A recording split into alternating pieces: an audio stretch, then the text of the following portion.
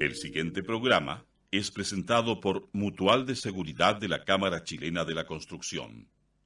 Agregamos valor, protegiendo a las personas. Radio Universidad de Chile presenta Conversando en Positivo, un espacio que apunta a conversar y compartir sobre el crecimiento y desarrollo humano. En la conducción, Edgardo Fogel, junto a Daniela Reinero y Antonio Esteves. Muy buenas tardes, queridas amigas, amigos, Conversando en Positivo. Espero que estén todos excelentemente bien. Hoy día, un nuevo miércoles en esta tertulia humana, les habla Edgardo Fogel. Estamos iniciando una nueva edición aquí en la Radio Universidad de Chile, la FM 102.5, la radio que piensa. Un especial saludo también a todos los integrantes de nuestro Club de los Positivos de Facebook, que cada día va creciendo. A los que no se integran aún, los invitamos, simplemente ingresan a Facebook y buscan el Club de los Positivos y ahí pueden integrarse y van a seguir recibiendo información, noticias de nuestro programa y de nuestro sitio web también, conversandopositivo.cl, el cual se ha hecho un gran trabajo junto a nuestra colaboradora Marcela Guzmán, donde pueden encontrar material muy valioso sobre salud, calidad de vida, ciencia, espiritualidad, psicología, arte y cultura. Y también pueden escuchar todos los programas anteriores, resúmenes, etcétera. La verdad que está imperdible, se los recomiendo. www.conversandopositivo.cl. También, como ya muchos lo hacen, pueden mandar preguntas a nuestros invitados en forma anticipada o propuestas a otros invitados a conversandoenpositivo@gmail.com. También les recuerdo que vamos ahora todos los días domingos a las 7 de la tarde, junto con los días miércoles, vamos los días domingos en retransmisión, así que pueden escucharlo para los que llegan tarde o no pueden escucharlo completo el día domingo. Y también, por supuesto, por internet saludamos a todos los amigos, amigas que nos mandan mails desde fuera de Chile y también de provincia. Un saludo también muy especial a la Mutual de Seguridad de la Cámara Chilena de la Construcción, quien agrega valor protegiendo a las personas y hoy también atendiendo a personas no afiliadas en un nuevo hospital que tiene. Mutual de la Seguridad de la Cámara Chilena de la Construcción. También saludo a Daniela Reinero, quien hoy día no puede estar con nosotros porque está un poquito enferma. Les mandó muchos saludos y cariños a todos. Así que bienvenidos a Conversando Positivo. Y quiero, el día de hoy nuestro programa se llama o se denomina Psicología Integrativa. Tenemos un gran invitado, quien es médico psiquiatra con formación de posgrado en psiquiatría en la Universidad de Chile y como psicoterapeuta en la Universidad de Chile y también de la Universidad Católica. Es director y creador de la Escuela de Psicología de la Universidad del Pacífico. Transmite, la verdad, una pasión, entusiasmo muy grande por una psicología con una visión más amplia y trascendente del ser humano, una visión humanista y transpersonal. Además es terapeuta humanista, transpersonal, instructor de meditación, terapeuta floral y diría muchas otras cosas que lo vamos a ir conociendo. Nos acompaña hoy día y le damos una gran bienvenida al doctor Héctor Bazán. Bienvenido, don Héctor. Muchas gracias, igualmente, bienvenido. Gracias por estar con nosotros en este programa. Ya hace varios programas que nos habían recomendado que por qué nos invitamos a don Héctor. Quizás podríamos partir un poco cuál es el sentido de haber creado esta carrera de psicología en la Universidad del Pacífico, de una visión humanista transpersonal que es algo distinto, es nuevo, donde integra, ¿no?, el conocimiento de la psicología transpersonal, la visión espiritual del hombre con diversas disciplinas. ¿Nos podría explicar un poquito? Partamos con eso. ¿Cómo no? Primero, muchas gracias por la invitación. Creo que es un programa sumamente interesante. Me ha tocado escuchar varias entrevistas. Lo encuentro muy positivo, un aporte muy importante, sobre todo en los momentos que estamos viviendo en el planeta y particularmente en nuestro país, ¿no?, con todo lo que nos ha ocurrido. Sí, exactamente. Creo que iluminar la conciencia, iluminar la mente desde el corazón es sumamente importante. Muchas gracias. El sentido de una escuela de esta naturaleza surge desde ciertas convicciones íntimas, ¿ya? Y de ciertas experiencias como terapeuta, primero como médico, después como psicoterapeuta, y y reconociendo de que la necesidad de la sociedad hoy día está buscando ciertas dimensiones del humano, más allá de lo que en esa época estábamos dando. Desde luego que me tocó a mí primero transformar mi propio quehacer profesional. Claro. Ese fue el gran primer quiebre, ¿no? Claro, así fue el primer salto que nos dimos, ¿ya? Como dice la lectura que tú acabas de leer, yo soy de una formación clásica, muy buena en medicina. Y de dos universidades clásicas. Claro, absolutamente, ¿ya? Yo fui docente de las dos escuelas, de la Chile y de la Católica, además, ¿ya? De manera que tengo una formación bastante rigurosa en el sentido y el pensamiento médico del cual nos orgullecemos en Chile. Hasta el día de hoy la medicina es un muy buen aporte a la sociedad. Sin embargo, el trabajo con los pacientes y el trabajo mío personal en mi búsqueda interior, las fronteras que estábamos recorriendo, porque también aquí hay un grupo de personas, no solamente fui yo, que seguro, claro. Hay un grupo de personas, las fronteras nos comenzaron a quedar un poco estrechas para las preguntas que nos hacíamos y las preguntas que se hacen hoy día y se hacían en esa época las personas que llegaban a nuestras consultas. Entonces, de ahí parte la inquietud de buscar otras formas de ver al ser humano, otras formas de ver la sociedad, otras formas de ver la vida. Y por allá por los años 60 o 70, ¿no es cierto?, surge en Estados Unidos y en Europa paralelamente lo que es la psicología humanista, la cual después da origen a la psicología transpersonal.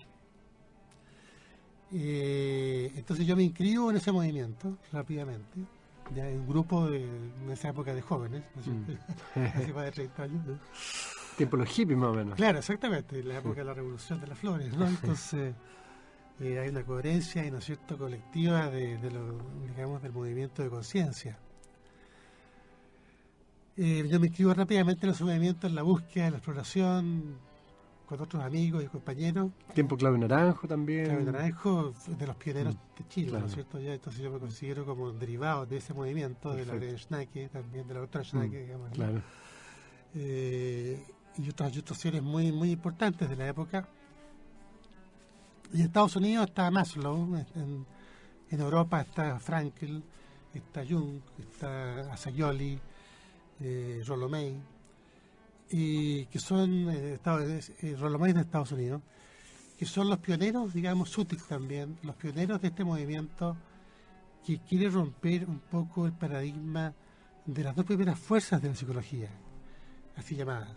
El psicoanálisis como una visión clásica, fuerte y poderosa que dominaba la época, y después el conductismo, una mirada bastante positivista, eso sí, de la realidad, yo diría basada en el modelo mecanicista newtoniano, muy, muy científico, que tiene su aporte, por supuesto, pero que es muy limitado en su percepción del ser humano. O sea, el conductismo en esa época, hoy día ya no, negaba la dimensión subjetiva de la conciencia, solamente las cosas objetivas hacia afuera. Bueno, este movimiento rápidamente, ¿no es cierto?, nos tomó, prendió, vinieron las terapias de grupo, vinieron la búsqueda de expansión de conciencia, y entonces yo transformé toda mi visión. Yo en esa época también integré en las primeras escuelas de yoga que había en Chile, ¿no es cierto? También hice el profesor de yoga, ¿ya? Chuta, eso haber sido súper innovador, ¿no? Fue muy innovador. Yo, claro, le hacía clase de yoga a mis pacientes en esa época. Me acuerdo que también en paralelo estaba en auge el movimiento de Arica. Así, que va a trabajar con el cuerpo. Aquí ha habido personas que de esa época, en este programa. Y bueno, todo eso fue, ¿no es cierto?, una unión, integración de lugar, distintos elementos. Claro, y un lugar, un hábitat, ¿no es cierto?, de grupos de amigos, de conciencia y de trabajo, que fue poco a poco elaborando una especie como de modelo, una mirada distinta que de alguna manera no desconocía los antecedentes históricos y académicos de la psicología, sino que realmente lo mirábamos como una nueva dimensión que venía a completar la visión anterior. Esa es la visión humanista, de acuerdo, que se caracteriza básicamente por no dar por definido al ser humano, sino que verlo como un ser posible, como un ser potencial. Y eso nace el movimiento del potencial humano, tú te das cuenta de esa época. Entonces, el terapeuta se pone frente a su paciente no como un ser sabio que sabe todo, sino como un facilitador de la experiencia de búsqueda interna de la persona, desde la cual, suponíamos, ella iba a solucionar los problemas que la quejaban. De acuerdo. Entonces es un modelo que no se basa en la patología, sino que básicamente se basa en la condición humana general. O sea, despatologiza a la persona sin desconocer el problema, lo que podríamos llamar la patología, pero no lo define a la persona como desde la patología como lo hacía Freud. ¿Sí? Aquí no, aquí se ve el ser humano completo en lo posible, lo más completo más posible, integral, ¿no? Más integral, y se reconoce entonces de que la problemática de la persona ha impedido que éste se conecte con sus potencialidades. De acuerdo. Entonces, el abordaje del trabajo terapéutico, y desde allí también se derivó a la educación y al arte, el trabajo deja de ser estar centrado solamente en la patología, sino que en la persona completa. Y ahí donde se habla un poco de la psicología ya integrativa, ¿no? Y ahí, claro, y ahí comenzamos a hablar de lo que es la psicología integrativa, porque se supone que la sanación ya no es la eliminación de un síntoma, sino que la sanación deriva de la integración de los diversos aspectos del ser. Ya. O sea, se supone que ya la patología deriva de que la persona está identificada con una parcialidad de sí mismo. Y en ese sentido, para los psicólogos, para los que están estudiando también, requieren ellos un desarrollo interno más importante, sí, para poder transmitir una psicología integrativa, ¿no? Absolutamente, porque uno podría aprenderse un par de interpretaciones psicológicas de hacer terapia, o aprenderse un par de ecuaciones de conducta, del conductismo de hacer terapia. Aquí no, aquí se requiere despertar la sensibilidad, todo lo que es la conciencia sensitiva, o sea, el sentir, ¿no es cierto? Ya ampliar el pensar, modificar patrones estereotipados de pensamiento, fijos y rígidos, ¿ya? Para poder entonces acompañar a su paciente en la búsqueda de su integración, que deriva finalmente en la sanación. Ahora, eso no es un tema fácil, porque de alguna forma hoy día estamos reprogramados, ya súper programados, con un cerebro desfragmentado, lleno de cosas. ¿Cómo se puede hacer para volver, digamos, a un cerebro más armónico y que uno se vaya focalizando? Bueno, ¿Cómo trabajan eso con los futuros psicólogos? Bueno, exactamente nuestra malla en la Universidad del Pacífico integra, junto con la enseñanza tradicional, convencional, podríamos decir, ¿no es cierto? ¿Ya? Ahí te regalo una malla. Gracias. El convencional integra una serie, desde luego, los aspectos teóricos de la imagen del hombre que se maneja detrás de toda esta mirada, ¿ya? Y los métodos y los medios que permiten que el ser humano se conecte y amplíe la actualización de sus posibilidades, tanto cerebrales, corporales, anímicas y, en la mirada transpersonal, espirituales. Ahora, pero ¿tú qué opinas de? Porque, o sea, tenemos un cerebro programado, ¿no? Sí. Y estamos súper desfragmentados, y hay un problema profundo que hoy día casi no se procesa. No hay, yo creo que ni tiempo de procesar tanta información, y no hay capacidad de procesar. ¿Cómo uno puede desarrollar eso para ir procesando un poco y viendo qué está pasando? Bueno, ahí tú me estás planteando más bien, ¿no es cierto?, una problemática del ser humano fuera de la consulta. Sí, fuera de la consulta, ya a un nivel más global. O sea, claro, que un problema grave hoy día, hay un exceso de información, tenemos internet que tiene toda la información que quiera, tenemos nuestro cerebro invadido permanentemente, y eso hace que no tengamos capacidad de procesar, porque además no tenemos ni tiempo, y además tenemos el cerebro invadido de tanta cosa. Que eso yo creo que inhibe el poder profundizar también y el poder contactarse, ¿no? Bueno, evidentemente, digamos, y esto viene de Oriente, ¿no es cierto? Ya en la mente, primero para poder responder la pregunta posterior, primero la mente, ¿no es cierto?, es con todo lo maravillosa que es la mente, ya, porque es un órgano extraordinario. Nosotros, la tecnología, ¿no es cierto?, todo lo que estamos viviendo, esta misma transmisión, no sería posible sin el modelo científico, que es hijo de la mente, ¿no es cierto? ¿Ya? Claro. Sin embargo, la mente, justo con ser un órgano de percepción y de elaboración y de creación de conocimiento, es también un obstáculo para conectarse con las dimensiones más profundas del ser, Justamente. que habitualmente son transmentales o transracionales o por lo menos arracionales, ¿ya? Porque puede también ser del mismo nivel pero a nivel sensitivo o anímico. Entonces, tiene que tu pregunta no es fácil de contestar porque... No, yo sé, es un problema más grave que tenemos hoy día como sociedad, ¿no? Exactamente, yo creo que es un fenómeno cultural. Claro, porque sucede en el colegio, los niños también que ya no procesan nada, en general no procesamos nada. Yo diría que la única forma, ¿no es cierto?, de poder contrarrestar o equilibrar la acción de la mente es el trabajo corporal, el trabajo espiritual. No hay otra posibilidad de atravesar o sustraerse un poco, ¿no es cierto?, del impacto tremendo que tiene la mente en la conciencia. Vamos a volver después al tema del trabajo espiritual, quizás volviendo a la escuela.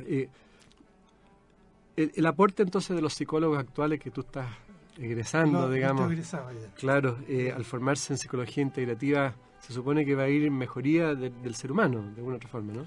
Claro, la idea, ¿no es cierto?, es formar, ¿cierto?, personas que van a ser terapeutas, ¿ya?, en las dos líneas en las cuales el ser conoce, la línea racional y la línea sensitivo-intuitiva. De acuerdo.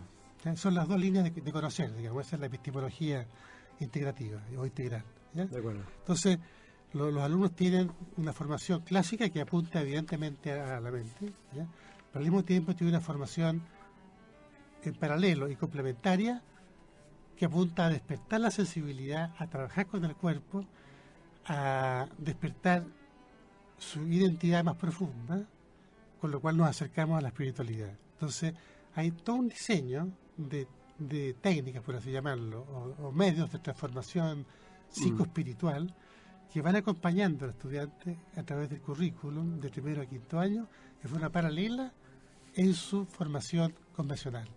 Entonces ellos van, y hay también, por supuesto, momentos de integración, digamos, cátedras de síntesis, ¿ya?, en la cual el estudiante es guiado por su profesor y sus ayudantes para integrar las dos dimensiones de conocimiento. De esa forma, el alumno se prepara para llegar a las especialidades. La especialidad clínica, la especialidad laboral y la educacional. Entonces, ¿cuál es el aporte, ¿no es cierto?, de la imagen del hombre que sustenta nuestra mirada?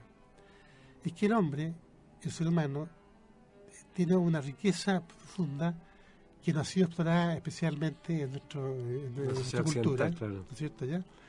Sin embargo, por consiguiente, es una persona que tiene la posibilidad de despertar en sí la sabiduría, el conocimiento, inherente al mismo.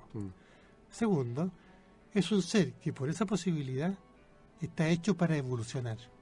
Es decir, la potencialidad de su sabiduría, ¿no es cierto?, es muy poca la que su sabiduría, la posibilidad potencial es enorme.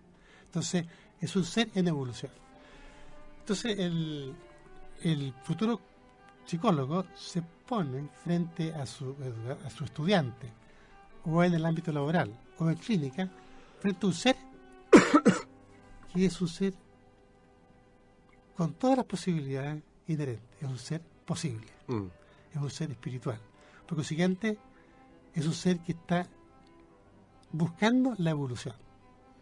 Entonces, en clínica, la patología o el dolor o el sufrimiento se ve como la puerta hacia la evolución. Claro, porque cambia el concepto de enfermedad también, todo. Cambia radicalmente, ¿no es cierto?, completamente todo lo que es la...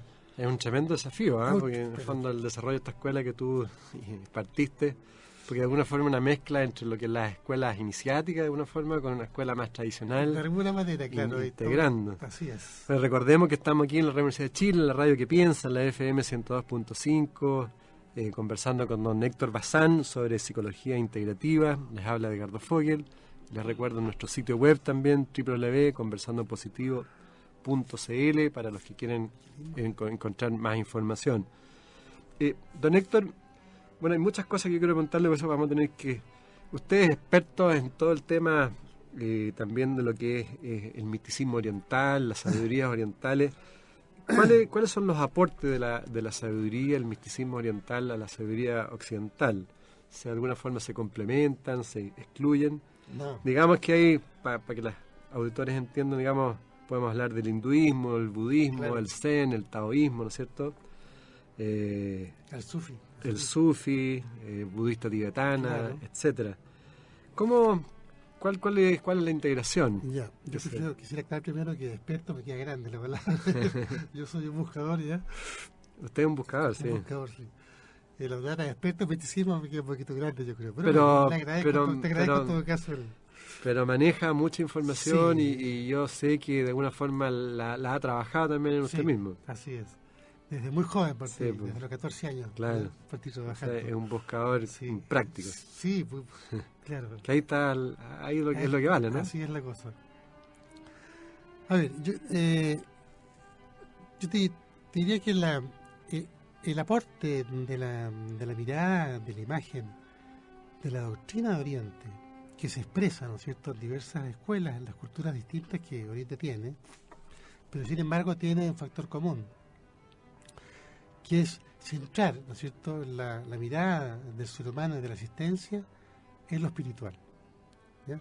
Y eso mismo hace lo transpersonal. Lo transpersonal toma de esta mirada este concepto de que el ser humano es esencialmente espiritual, que tiene un fundamento espiritual, o sea, está fundamentado en lo espiritual y va hacia lo espiritual. Está entre dos coordenadas, por así decirlo, que son espirituales. Entonces, ese es el primer aporte que la psicología transpersonal hace propio, digamos.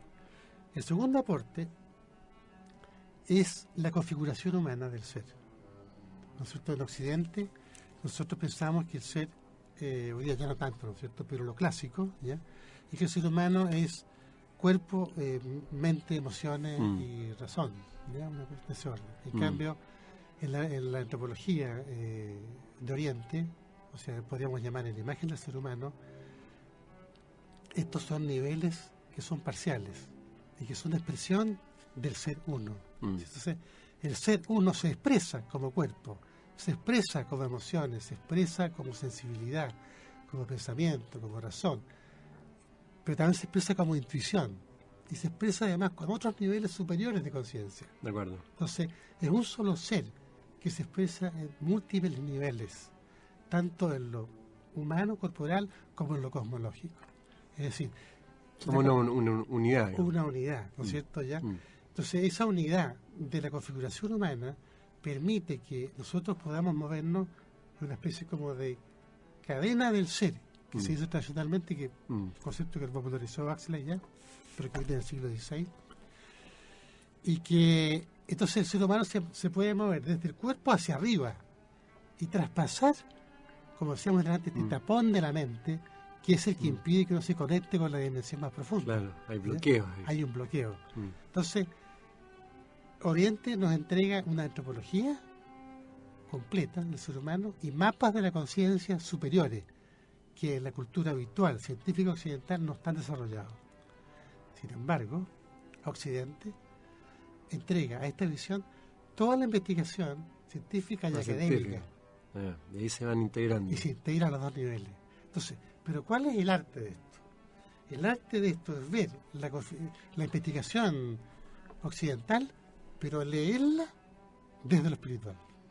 No hacer un mix sin orgánica, sino que tiene que ser una integración con un sentido total. O sea, si yo, por ejemplo, recibo una fobia, yo la puedo ver desde cualquier nivel de la escuela, pero lo importante es leerla desde lo espiritual. ¿Y cómo se hace eso en lo práctico, don Héctor? porque lo que usted dice está correcto, pero quizás yo lo veo quizás un poco teórico en el sentido de que igual estamos programados por la personalidad de alguna forma. Porque la personalidad es el programa, ¿no es cierto? Claro que sí. Esas son las máscaras que tenemos. El ego, ¿no es cierto? Entonces funcionamos siempre con esas máscaras. ¿Cómo podemos reconocer nuestras fobias, nuestros defectos si siempre estamos vendiendo como la pomada? Exactamente. Bueno, es que dentro de la configuración humana de Oriente hay un concepto que es clave y que se ha puesto de moda hoy día, ¿no es cierto? Que es el ego. el Claro. famoso ego. ¿Qué es la personalidad Es la también, no? personalidad. ¿Ya? Entonces, si uno estudia el ego desde el punto de vista occidental, pero con una comprensión oriental, nos vamos a dar cuenta, Claro. se fija, de que los comportamientos tienen una lectura que se puede De acuerdo. traducir desde la mirada superior. Entonces uno puede decir, a ver, este comportamiento, por ejemplo, está buscando refuerzo del ego, porque no tiene conciencia de lo que es él en esencia. Por eso busca afuera, Mm, por eso se enoja, Claro. por eso se irrita, claro. ¿cierto? ¿Ya? Entonces tenemos que buscar una manera tal de que ese comportamiento sea ese comportamiento que podemos llamar anómalo, no hablamos de patología, o que genera sufrimiento, Claro, o defectuoso. o defectuoso, claro. problemático, Claro. ¿ya? Ese comportamiento en realidad es un proceso que está realizado por la persona porque reemplaza la verdadera búsqueda del ser esencial. Esa es la lectura. Claro. ¿No? Pero, por ejemplo, los auditores y auditores que pueden estar escuchando ahora, ¿cómo pueden partir de alguna otra forma con ese trabajo de reconocimiento, de autoconocimiento y de empezar a desbloquearse y salirse de la personalidad o del ego? Bueno, en eso los orientales son maestros, ¿no es cierto? Llevan siglos de... ¿Cómo uno comprende en el experiencia. fondo que somos más que el cuerpo, más que la personalidad? Y más que claro, la que ecuación somos de una pensamiento. unidad, sí. Claro. Bueno, eso no es fácil de comprender, por eso se requiere guía, Mm, ¿no es cierto? En Oriente está la tradición del maestro, El maestro, claro. ¿ya? Mm, Aquí en Occidente nos gusta mucho que nos dirija, entonces Sí. nos vemos maestros, ¿ya? Entonces la idea es, a ver, yo diría que la manera de llegar a eso, pues si yo estoy equilibrado, no busco nada, ¿no es cierto? Si yo estoy contento, Claro, si está cómodo, si digamos. estoy cómodo, no busco Mm, nada. Sí, Entonces, la gran oportunidad de búsqueda mm, es cuando estoy incómodo, cuando estoy sufriendo. cierto. Entonces, el sufrimiento, como decíamos delante, es la llave, es la puerta, perdón, es la puerta, la llave Sí. es la forma de cambiar. Es la puerta, y desde la puerta nosotros tenemos acceso a una posibilidad de cambio. Y para eso hay que buscar un psicoterapeuta del Pacífico. Ahora, hablando de maestro en ese sentido, ¿te cree que es necesario un maestro de sabiduría para poder desarrollar los niveles de conciencia? ¿Que se requiere una escuela? ¿O uno puede hacer un camino individual solo? Sí, Independiente. claro. Yo creo en la necesidad de un maestro. Ya. ¿Ya? Podría ser que en algún momento ese ser que está trabajando con su maestro quiera volar solo un tiempo, pero entiendo que finalmente la ayuda de un maestro es importante. ¿Y es por la energía que transmite ese maestro? ¿Es por el nivel de conciencia que puede transmitir a través de una energía? Bueno, desde luego, el contacto con un maestro de sabiduría real, ¿no es cierto? Y afortunadamente hemos tenido la experiencia. A uno lo lleva evidentemente a otro nivel de conciencia, además que es capaz de conocerlo, más allá de la máscara, más allá del ego, y entregarle lo que uno necesita realmente. En general, en esas dimensiones de trabajo no hay entregas, recetas generales, son particulares. Por supuesto, claro. Bueno, estamos aquí con don Héctor Bazán en Conversando en Positivo para todas las amigas y amigos que están escuchando. Les recuerdo que también este programa se retransmite los días domingos a las 7 de la tarde. Les habla Edgardo Fogel. Don Héctor, usted habla mucho también de la intuición. Sí. Un poco en palabras simples, digamos, ¿qué es la intuición? ¿Cuál es su rol? Y cómo uno puede potenciar. ¿La preguntita? ¿O cómo uno puede potenciar Sí, la intuición? sí, por supuesto. Ya. Sí. A ver, bueno, desde luego la intuición para nuestra mirada es muy clave. ¿no Es cierto? parte Es de la parte interna, es ¿no? parte de la parte interna y es Mm. parte del trabajo que hace el terapeuta humanista transpersonal Ah, de acuerdo. y que está en la, digamos, en la malla como, no como intuición, pero sí como objetivo de trabajo. Perfecto. La intuición, en términos generales, ¿no es cierto?, es la captación no reflexiva de un objeto de conocimiento. Mm.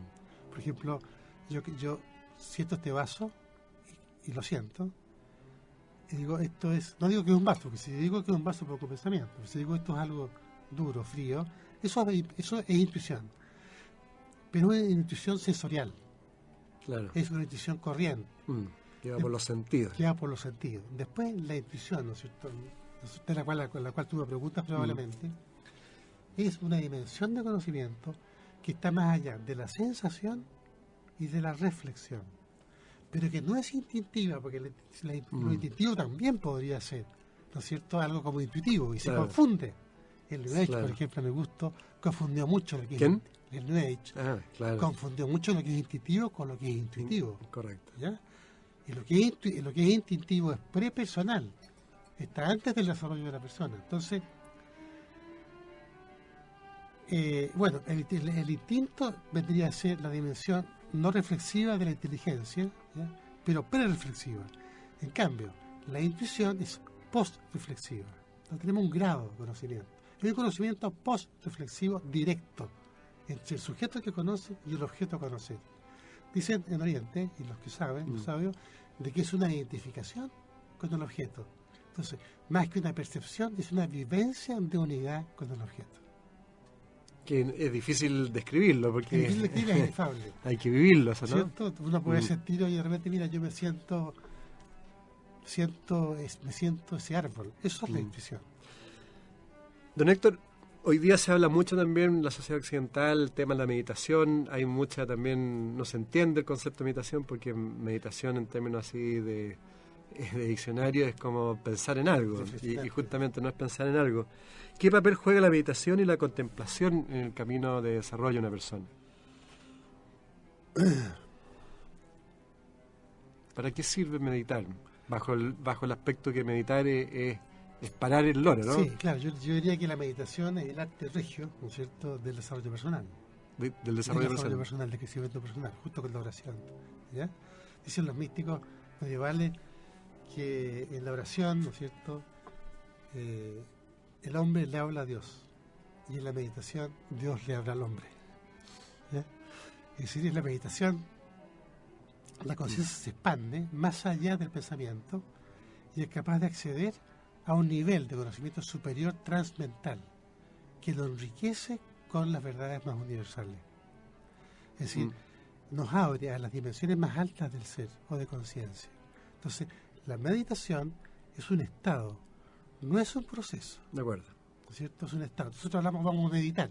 Pero bueno, eso es así hoy día. Claro. Pero en estricto rigor, la meditación es un estado en que, dice el yoga, ¿no es cierto?, los pensamientos cesan, y al cesar los pensamientos, como que se abre el velo de Isis, y se descorre este velo y aparece el misterio. Pero eso ya diría que es un meditador ya avanzado. Claro. Pero en lo más simple es como algunos hablan de dejar que los pensamientos fluyan nomás y no engancharse a ellos, y para poder conectarse con una parte más interna, ¿no? Bueno, yo diría que ese es el método. Yeah. ¿No es cierto? La forma como podría yo llegar a ese estado es sencillamente sentir, por ejemplo, sentir el flujo del flujo de la respiración. Eso es bastante claro. ¿No es cierto? Si yo me conecto con la sensación del flujo respiratorio, automáticamente me desidentifico de los pensamientos. Entonces, cuando me voy de los pensamientos, me doy cuenta que me volé y vuelvo. Entonces, ese movimiento es precisamente separar la conciencia del pensamiento, que es lo habitual que estamos haciendo, claro, de forma lógica. Estamos enganchados a los pensamientos. Pensando. Eso significa entonces que la respiración de alguna forma nos conecta a un estado de mayor armonía, si es que nosotros la sabemos manejar y tenemos conciencia de esta respiración, ¿no? La respiración es clave. La respiración es clave en todos los niveles de conciencia, en el nivel biológico, vital, en el nivel anímico, pránico, y en el nivel espiritual, evidentemente que los planos más profundos de la respiración nos conecta directamente con la fuente. Entonces, como trabajo para el auditorio y para nosotros mismos, estar siempre conscientes de nuestra respiración, ¿no? Y a mediodía respirar 10 minutos tranquilo, en la mañana levantarse, abrir la ventana y respirar 10 profundas respiraciones, y se lleva toda la noche en la exhalación, ¿no? Ahora, bueno, usted trabaja también con las flores de Bach, ¿no? Es una pasión. Es una pasión, sí. De hecho, Bach era un maestro, ¿no? Era un maestro. Era un maestro. Yo lo considero un maestro, sí. ¿Cuáles son los beneficios terapéuticos de las flores de Bach? ¿Cómo se desarrolla la energía también de la flor? ¿Que se integra en el cuerpo? A ver, ahí... Yo sé que es mucho más largo, por claro, eso es difícil poder hablar de tanta cosa en poco tiempo. Claro. Pero se puede hacer una síntesis. Sí, una síntesis, claro. El principio de acción de las flores deriva de esta igualdad que deberíamos delante entre el universo, la naturaleza y el ser humano. Es decir, en las flores y en la naturaleza está todo lo que está dentro, lo que hay dentro y afuera, como si fuera hermético. Claro, ¿cierto? exactamente. Entonces, en la flor, en la naturaleza está el alma de la naturaleza. En el hombre está el alma del hombre. ¿Ya? Entonces, en el alma del hombre, en la parte más alta del hombre, están lo que se llaman los arquetipos, ¿ya? Que son las primeras formas, que son las responsables de que cada cosa exista. Si un ser humano, ¿no es cierto?, no desarrolló algo biográficamente, es porque el arquetipo de esa cualidad o de ese comportamiento no se actualizó. Y eso produce la enfermedad. Entonces, en las flores, tal como en el hombre, están estas formas primeras o arquetipos. Entonces, cuando uno toma la flor, toma el arquetipo. Y el arquetipo, por simpatía vibratoria, energética, despierta el propio arquetipo personal de aquello que me falta. Lo actualiza y entonces la esencia de la flor actualiza mi propia esencia. Y hay distintas flores que uno sabe que generan cierta consecuencia, cierto efecto. Exactamente, o sea, cuando uno hace el diagnóstico por el defecto, ¿no es cierto?, por lo que falta, que es el síntoma, y en eso Bach fue un clínico extraordinario, ¿ya? Hace descripciones increíbles que son hoy día muy válidas. Entonces toma el síntoma y ve la flor. Entonces la flor le va a aportar a uno lo que a este ser le falta, y el síntoma se va. ¿Y funciona bien? Extraordinario. Sí. Yo le digo al paciente, lo digo públicamente hoy día, yo sin flores no haría psicoterapia hoy día. Mira, Es extraordinario. Es recomendable también. Es recomendable. Por supuesto que hay diversos niveles de usar las flores. Está el puro nivel sintomático como médico, digamos ya, pero hay otras flores que trabajan modificando la estructura de personalidad. Extraordinario, ¿eh? Extraordinario. Pues recordemos que estamos aquí con el doctor Héctor Bazán, que además es director de la Escuela de Psicología de la Universidad del Pacífico, creador también de la escuela, en Conversando en Positivo. Quiero agradecer también un saludo especial a la Mutual de Seguridad de la Cámara Chilena de Construcción, quien agrega valor protegiendo a las personas, hoy también atendiendo a personas no afiliadas en su hospital. Les recuerdo también nuestro sitio web, conversandopositivo.cl, también nuestro mail, conversandopositivo@gmail.com, para los que quieren mandar información o nuevos invitados. Don Héctor, bueno, para terminar con el tema de la naturaleza, ¿usted vio la película Avatar? ¿No la ha visto? No tenía oportunidad de verla. No, bueno, para los que la han visto, pero mi pregunta es, claramente hay una relación directa entre nosotros y la naturaleza, ¿no es cierto? O sea, con lo mismo que está planteando. Absolutamente, nosotros Porque somos naturaleza. Somos naturaleza. Somos ¿no? naturaleza. Y yo te digo una cosa muy linda. Dice que nosotros somos naturaleza y que la naturaleza toma conciencia de sí misma en el ser humano. La naturaleza se sabe a sí misma en el ser humano. En el ser humano. En el ser humano. Pero ahí es donde falta que el ser humano tome conciencia de que somos parte de la naturaleza y no verla en forma separada, ¿no? Porque estamos destruyendo la naturaleza. Bueno, esa es una de las consecuencias de la escisión de la conciencia externa e interna. Ahora, hablando de conciencia, también es un tema, podemos hablar largo, pero para usted, porque el concepto de conciencia está... Le gustan mucho los temas. Sí, porque el concepto de conciencia está súper manoseado también. Tal como el concepto de física cuántica, pero ¿qué es la conciencia? Ahora, yo sé que hay distintos niveles de conciencia, ¿no? Porque se supone que uno está aquí en la Tierra de alguna forma para desarrollar la conciencia, ¿no? Claro. Es que hay una definición etimológica que es muy simple, pero que uno podría llevarla analógicamente a los diversos niveles. Conciencia, cierto conocimiento de sí mismo, ¿ya? Ciencia de sí mismo, ¿ya? De acuerdo. Entonces, si uno comienza a aplicar, ¿no es cierto?, el proceso de conocerse a sí mismo corresponde a la autoconciencia, al darse cuenta, al descubrirse. Esa es una acepción de la conciencia, que es muy de nuestro modelo, ¿no es cierto?, occidental. Sin embargo, en Oriente, la conciencia es todo. Es el fundamento de todo. O sea, todo es conciencia y energía. Conciencia viene a ser, entonces, la realidad de conocimiento puro, que es la realidad. Eso es la conciencia. Entonces, en la medida que vamos abriéndonos a esa realidad, aumentamos la conciencia. ¿Y qué es lo que es aumentar la conciencia? Es aumentar conocimiento. Es un conocimiento vivo, digamos. Vivo, absolutamente experiencial. Claro. Absolutamente experiencial. O sea, en ese sentido uno tiene que también salirse de los paradigmas y nuevamente volvemos al tema de la información que está en la cabeza para poder expandirse, ¿no? Y tener más conciencia. Bueno, por eso que el proceso de expansión de conciencia generalmente va generando crisis, porque uno se identifica con creencias por las cuales tiene que dejar para acceder a otras. Por supuesto, claro.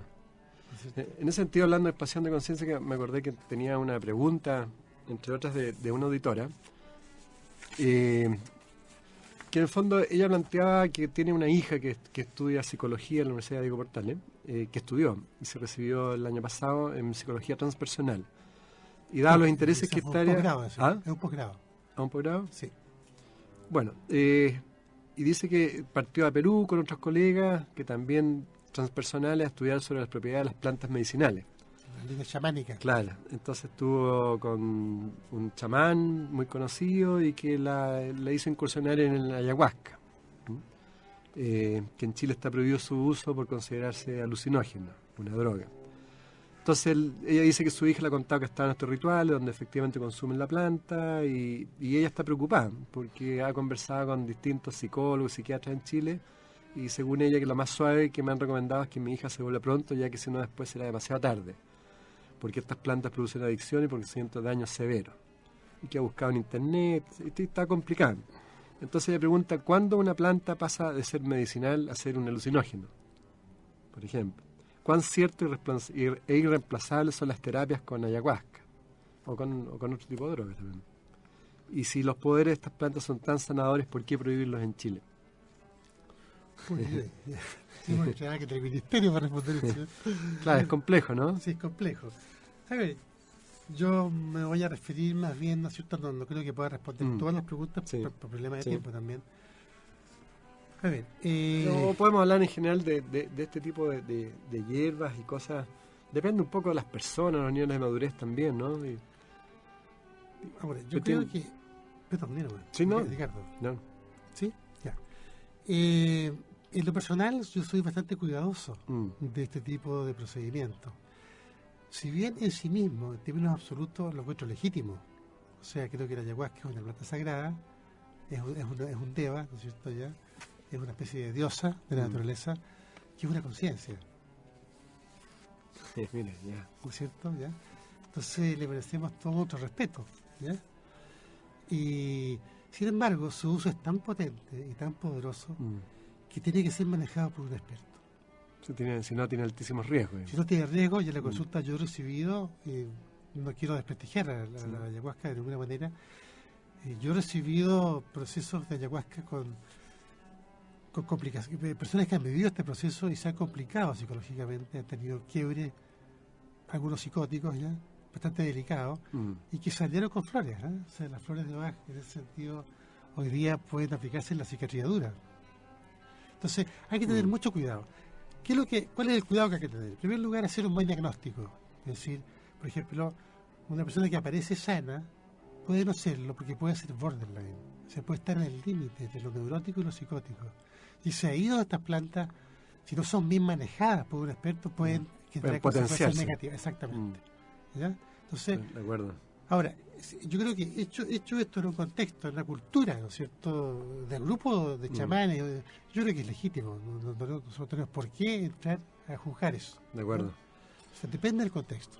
Don Héctor, hay otro tema, por lo que yo algo estudié sobre usted, también entiendo que un gran maestro suyo, digamos, es don René Guénon, ¿no? Sí, cómo no, en francés, ¿no? Así es. Sí. Yeah. Entonces, ahí me llamó la atención algo de él, que también es un tema que yo le preguntaba un par de veces, que es el tema del pseudo-esoterismo, de las pseudo-escuelas y como del mercado pseudo-esotérico. Sí. Que la gente compra de todo hoy día y de alguna forma se vulgariza el conocimiento, claro, del vulgo, digamos. Entonces, ¿cómo uno puede, habiendo hoy día tanta oferta pseudo-esotérica, poder saber... El mercado. Claro, un mercado tan grande y que mucha gente se aprovecha de eso y escuelas se aprovechan de eso, saber cuando es algo relativamente real y que sirve y si no, que está desprestigiando y que al contrario, está produciendo el efecto contrario que pasa hoy día mucho. Ahora, es una pregunta también no es fácil de contestar, porque, bueno, también es un signo de la época. O sea, cuando vienen estos cambios de ciclo, no sé, yo creo que tú estás muy enterado de eso, se produce la emergencia de muchas tradiciones que ya están antiguas, y esto lo dice Querón claramente, que son viejas, que ya no tienen mucha vigencia, ¿ya? Y aparecen muchas cosas que estaban ocultas y comienza a aparecer, y comienza esta oferta que puede ser peligrosa. Yo diría que la actitud o la percepción para poder reconocer esto es cualquier oferta que ofrezca un viaje rápido de conciencia, hay que dejarla de lado. Eso, sí, toda la razón. O sea, mucho ojo con las cosas muy rápidas, Muy ¿no? rápidas, aquí no hay nada rápido. Sí, y que no tengan trabajo también. Sí, Porque en ese sentido iré a preguntar a usted, porque nos quedan 4 minutos, ya. ¿cómo ha sido su trabajo espiritual? Claro, cómo ha sido su camino. Me imagino que todos los caminos son dificultosos, requieren trabajo fuerte, ¿no? Claro, claro que sí. Bueno, la verdad es que mi camino comenzó bastante por la dimensión más religiosa, ¿ya? Yo tenía una gran, digamos, búsqueda en lo religioso. En esa época no estaban todavía más las místicos, tradiciones, claro, de ese orden. ¿Ya? Hay una gran tendencia mística, una gran tendencia a estudiar y a buscar y a vivir interiormente lo que era la dimensión religiosa. Posteriormente vino la crisis, por supuesto, ¿no es cierto?, en la universidad, la física racionalista, no creíamos en nada, en fin, ya rompíamos todas las cosas. Pero después vino la crisis de la crisis, digamos. ¿No es cierto?, la crisis de la razón, o sea, el límite de la razón. Y ahí mi camino comenzó en el yoga. Yo fui practicante de yoga por muchos años, fui instructor de yoga más de 20 años, ahora soy instructor de meditación, de Kriya Yoga. Y entonces conocí varios maestros, desde luego, que me fueron guiando, profesores de Chile, profesor de yoga. Después tuve la suerte de ser iniciado por un maestro tántrico, un hindú. Después por una maestra Vedanta, que es otra mirada de la India, ¿ya? De la cual Merlo se extendió bastante el otro día, ¿ya? Sí. En este mismo, muy bueno, ¿verdad? Muy bueno, excelente, sí. Merlo, ¿ya? Sí. Y bueno, pero lo que ocurrió entre medio fue una enfermedad muy larga, que fue como mi gran maestra, digamos, ¿ya? Una enfermedad larga. Una enfermedad muy larga, que fue, por supuesto, una dimensión inesperada de mi acontecer, de mi devenir, pero que fue acompañada por estas disciplinas tradicionales que me fueron dando, digamos, el consuelo y la salida y la mirada distinta, como resignificar, como se dice hoy día ya, me inspiró una experiencia de sufrimiento y dolor. Bueno, yo creo que vamos a tener que hacer otro programa porque nos vamos a quedar súper cortos. Y feliz. ¿cuál sería un mensaje? Temprano, ¿Cuál sería el mensaje que se le puede dar a los jóvenes quizás y también a toda nuestra comunidad positiva? Desde luego que sigan en esta comunidad, que lo encuentro maravilloso que haya ocurrido en torno a estos mensajes, que sigan trabajando y que nunca dejen de buscar. Creo que la búsqueda termina en la última inspiración, digamos, o exhalación del ser humano. ¿Y cuál sería, en definitiva, entonces el sentido de la existencia, según Bach, según todos los maestros? Bach lo dice de manera muy simple. Dice que la existencia de cada vida es un día de colegio, en la cual uno viene a aprender, el alma viene a aprender. ¿Y qué es lo que viene a aprender? Viene a aprender a descubrir la verdad inherente que todos llevamos en lo profundo del ser. Entonces el objetivo existencial es recorrer el camino del mundo del ego, de la periferia existencial, al mundo del alma, hacia el centro existencial, que es la esencia. Entonces, es la búsqueda permanente de la verdad. Todos estamos buscando la verdad sin darnos cuenta. Claro, de forma inconsciente. Claro, entonces, descubrir que eso es así y hacerlo conscientemente. Bueno, ya saben todas las amigas, amigos auditores, este mensaje positivo, don Héctor, a vivir, ¿no es cierto?, la vida y agradecerla también. Así es. Muchas gracias, don Héctor. Yo creo que nos vamos a ver en otro programa de todas maneras. Feliz Felicitaciones por esta obra que usted está realizando. Y muchas gracias a todas las amigas, amigos auditores. Hasta el próximo programa y no se olviden el día domingo a las 7 de la tarde pueden escucharlo también. Muchas gracias.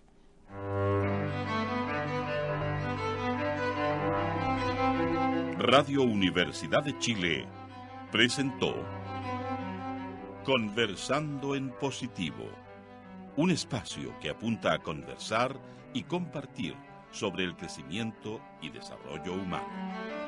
En la conducción, Edgardo Fogel, junto a Daniela Reinero y Antonio Esteves.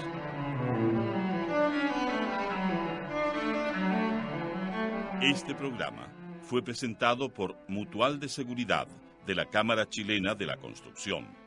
Agregamos valor protegiendo a las personas.